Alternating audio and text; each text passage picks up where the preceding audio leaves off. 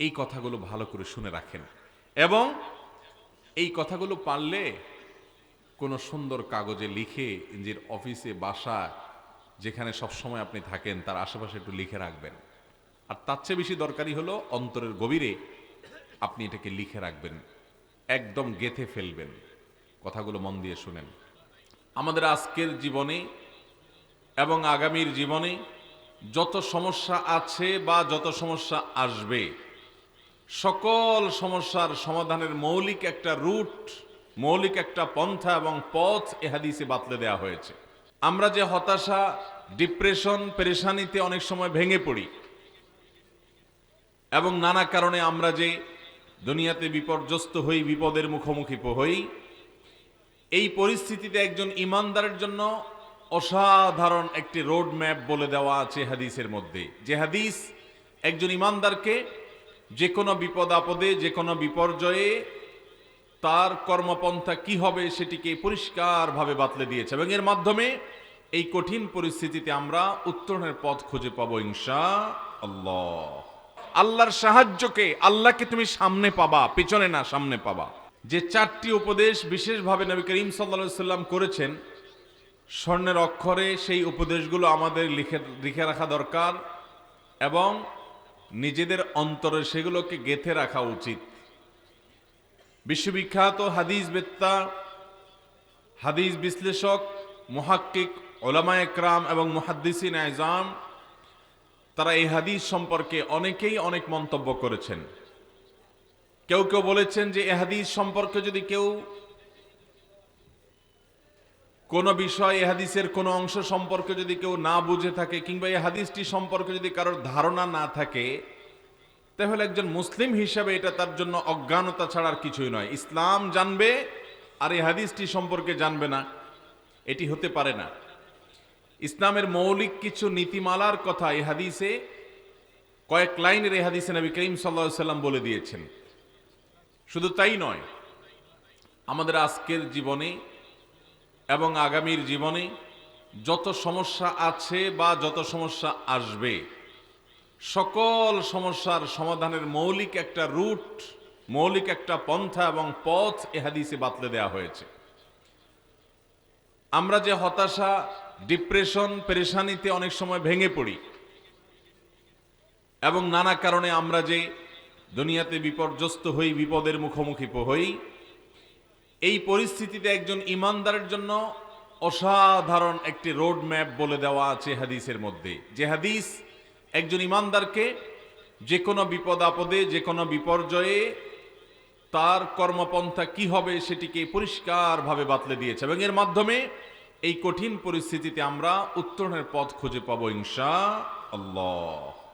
তো যে হাদিসটি বলছিলাম, আব্দুল্লাহ ইবনে আব্বাস রাদিয়াল্লাহু তাআলা বর্ণনা করেছেন যে আমি একবার নবী করিম সাল্লাল্লাহু আলাইহি সাল্লামের পেছনে ছিলাম। তিনি আমাকে বললেন, ইয়া গোলাম, হে ছেলে, ইন্নী উআল্লিমুকা কালিমাত, হে বালক, তোমাকে আমি কয়েকটি কথা শিক্ষা দিতে চাই। এখানে মূলত চারটি বিষয় নবী সাল্লাল্লাহু আলাইহি সাল্লাম তাকে উপদেশ দিয়েছেন। তার প্রথমটি হলো ইহফাজিল্লাহ ইয়াহফাজুক, তুমি আল্লাহর আদেশ নিষেধকে, আল্লাহর ফরজ বিধানকে, আল্লাহর হারাম বিষয়গুলোকে মেনে চলবে, অর্থাৎ ফরজগুলোকে অবশ্যই করবে, হারামগুলো থেকে বেঁচে থাকবে। আল্লাহ যা করতে বলেছেন সেটা করবে, যা নিষেধ করেছেন তা থেকে বেঁচে থাকবে। আল্লাহর আদেশ নিষেধকে যদি তুমি মান্য করে চলো, নিশ্চিত থাকবে যে তোমাকে আল্লাহ তাআলা আখিরাতে তো বটেই, দুনিয়াতেও সকল সমস্যা বিপদ থেকে রক্ষা করবেন। আল্লাহর আদেশ নিষেধের মধ্যে যদি তোমার পুরো জীবনকে পরিচালিত করো, তোমার রক্ষাকারী হবেন কে? আল্লাহ। এটা তুমি মাথায় রেখে চলবা। উপদেশ নম্বর 2, ইহফাজিল্লাহ তাজিদহু তুজাহাক, আল্লাহ রাব্বুল আলামিনের আদেশ নিষেধগুলোকে হেফাজত করবে, সংরক্ষণ করবে। আল্লাহর কোন ফরজ নির্দেশ, কোন নির্দেশ পেলে সেটাকে মানার জন্য জান প্রাণ চেষ্টা করবে, কোনোভাবেই সেটাকে নষ্ট করবে না, এটাকে অবহেলা করে এটাকে কখনো নষ্ট করবে না। তুমি আল্লাহর বিধিবিধানগুলোকে যদি রক্ষা করে চলো, তাজিদহু তুজাহাক, আল্লাহর সাহায্য তুমি তোমার চোখের সামনে দেখতে পাবা। ভাইরা আমার, আমরা আজকাল ইসলাম ঝেড়ে ফেলে দিয়ে তারপরে দুনিয়ার উন্নতি চাই। মুসলমানের উন্নতির মূল পথই হলো আল্লাহ এবং তার রাসূল সাল্লাল্লাহু আলাইহি সাল্লামের বাতানো পথ।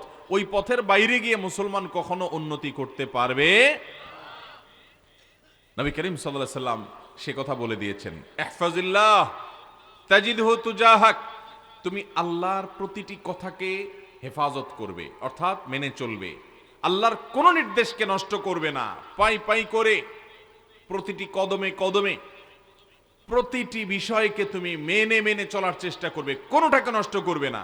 যদি এমন করে চলতে পারো, তাজিদহু তুজাহাক, তুমি আল্লাহকে, আল্লাহর সাহায্যকে তোমার সামনে দেখতে পাবে। পেছনে না, একেবারে সামনে আল্লাহর সাহায্য তোমার দিকে আসবে। আল্লাহ তাআলা সাহাবীদেরকে সাহায্য করেন নাই? কিরকম সাহায্য করছেন ভাই? মাত্র 10 বছর সময় মদিনাতে পেয়েছেন। কয় বছর? 10 বছর। 10 বছরে একজন মানুষ চাকরি বাকরি শুরু করলে শুধুমাত্র হাবভাব বুঝতে বুঝতেই 10 বছর চলে যায়। একটা ফ্যামিলি গরিব থেকে ধনী হতেও 10 বছর যথেষ্ট না, বহু বছর চাকরি করা লাগে। 2 নম্বর পথেও পারে না, হালাল পথে পটিব। অথচ মাত্র 10 বছরে সাহাবা একরাম গোটা পৃথিবীর সবচাইতে দুর্বল শক্তি থেকে সারা বিশ্বের সুপার পাওয়ারে পরিণত হয়েছেন। কয় বছর সময় নিয়েছেন? 10 বছর। এই শক্তি এত এত বড় শক্তি, আল্লাহ তাআলা কোরআনে কারীমে এই জন্য বলেছেন, ওয়ালা তাহিনু ওয়ালা তাহজানু ওয়ালা তাহিনু ওয়ালা তাহজানু ওয়া আনতুমুল আ'লাউনা ইন কুনতুম মুমিনিন। কখনো মনমরা হবে না, কখনো পেরেশান হবে না, হীনমন্যতা তোমাদেরকে যেন কখনো পেয়ে নয় বসে। তুমি কখনো নিরাশ হবে না। তুমি নিশ্চিত থাকো, তুমি যদি প্রকৃত ইমানদার হও, ইমানের সেই লেভেলে তুমি নিজেকে নিতে পারো, নেকামল যদি সেভাবে করতে পারো, তোমরাই বিজয়ী হবে, কোনো সন্দেহ। অতএব ভাইরা আমার, সব কিছুর আগে আমার ঈমান, আমার তাকওয়া, আমার সালাত, আমার যাকাত, আমার হজ, আমার তাহারাত, আমার আচরণ, আমার আখলাক, আমার লেনদেন, আমার কাজ কারবার, প্রতিটি বিশ্বাস, প্রতিটি কাজ, প্রতিটি কর্ম, প্রতিটি পদক্ষেপকে কোরআনের আলোকে, সুন্নাতে রাসূল সাল্লাল্লাহু আলাইহি সাল্লামের আলোকে যদি সাজাতে পারি, আল্লাহ নবী সাল্লাল্লাহু আলাইহি সাল্লাম সে আব্দুল ইবনে আব্বাস রাদিয়াল্লাহু আনহুকে বলেছেন যে ইহফাজিল্লাহ তাজিদহু তুজাহাক, আল্লাহর বিধিবিধানগুলোকে যদি হেফাজত করে চলো, একেবারে পুঙ্খানুপুঙ্খ করে মেনে চলো, পরিপূর্ণভাবে যদি মেনে চলো, আল্লাহর সাহায্যকে, আল্লাহকে তুমি সামনে পাবা, পিছনে না, সামনে পাবা। যত আল্লাহর দাসত্বটা পিওর ভাবে করতে পারবেন, যত বেশি করতে পারবেন, অলৌকিকত্ব, আল্লাহর সাহায্য আপনি সামনে তত বেশি দেখতে পাবেন ইনশাআল্লাহ। তাহলে দ্বিতীয় উপদেশ ছিল যে আল্লাহর বিধিবিধানকে যদি তুমি হেফাজত করে চলো, আল্লাহকে অর্থাৎ আল্লাহর সাহায্যকে তোমার সামনে পাবে। নাম্বার 3, ইযা সাআলতা ফাসআলিল্লাহ ওয়া ইযা ইসতাআনতা ফাসতাইন বিল্লাহ। তাওহীদের গুরুত্বপূর্ণ একটা সবক দিলেন তিনি তার প্রিয় শিষ্য সাহাবী আব্দুল ইবনে আব্বাস, বালক মানুষ, আদরের তাকে। তিনি বলেছেন, ইযা সাআলতা ফাসআলিল্লাহ, তোমার যদি কিছু চাইতে হয়,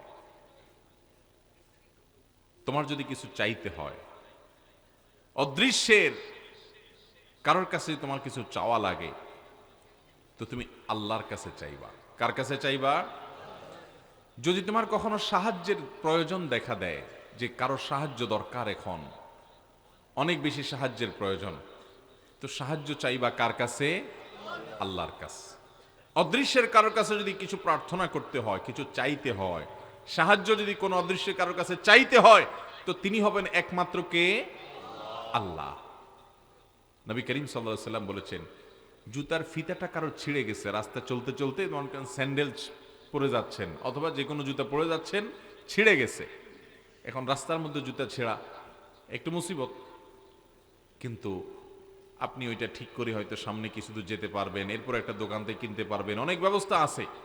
কিন্তু ইমানদার তার এই ছোট্ট বিপদটা যখন হবে, তখনও সে স্মরণ করবে কাকে? সে এটা চিন্তা করবে, এত সেরে ফেলবো, আরেক দোকান থেকে এটা কিনে ফেলবো না, কেনার ব্যবস্থা আছে, সারার ব্যবস্থা আছে, সবই ঠিক আছে। আমার এই ছোট্ট ক্ষুদ্র বিপদেও পর্যন্ত আমার মন চলে যাবে সবার আগে যার কাছে, তিনি কে?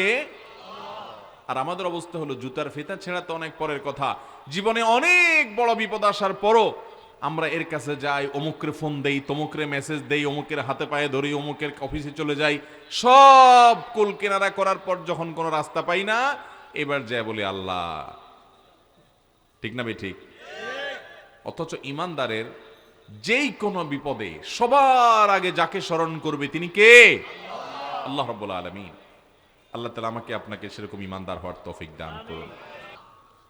এরপরে এই ৩ নম্বর উপদেশেরই পরিপূরক কথাগুলো নবী সাল্লাল্লাহু আলাইহি সাল্লাম বলেছেন ৪ নম্বরে এসে।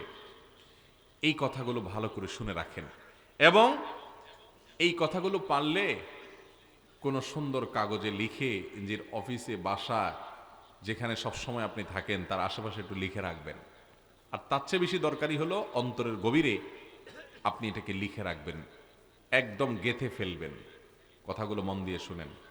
তিনি বলেছেন, ওয়া আলাম, জেনে রাখো হে ইবনে আব্বাস, হে বৎস, হে বালক, ভালো করে মাথায় রাখবা, জেনে রাখবা, আন্নাল উম্মাতা লাউ ইজতামাআত আলা আন ইয়ানফাউকা বিশাইইন, গোটা পৃথিবীর সকল মানুষ যদি ডিসিশন নেয়, শুধু জাতীয় সংসদে না, শুধুমাত্র জাতিসংঘে না, গোটা বিশ্বের সব মানুষ মিলে যদি ডিসিশন নেয় যে তোমার কোনো উপকার করবে, সিদ্ধান্ত নিয়ে নিচ্ছে আপনার উপকার করা, সিদ্ধান্ত নিচ্ছে পৃথিবীর সকল দেশের প্রেসিডেন্ট, সকল দেশের প্রধানমন্ত্রী, রাজা মহারাজা, সকল দেশের নাগরিক সবাই মিলে ঐক্যবদ্ধ হয়েছে যে এই একটা মানুষকে আমরা রক্ষা করব, উপকার করব, সিদ্ধান্ত যদি সবাই নিয়ে নেয়, লাম ইয়ানফাউকা ইল্লা বিশাইইন ক্বাদ কাতাবাহুল্লাহু লাক, মনে রাখবা সবাই মিলে সিদ্ধান্ত নিও, আল্লাহ তোমার জন্য যতটুকু কল্যাণ এবং উপকার লিখে রেখেছেন তার থেকে এক চুল পরিমাণও বেশি উপকার করতে সবাই মিলে পারবে না। ঈমান সবক।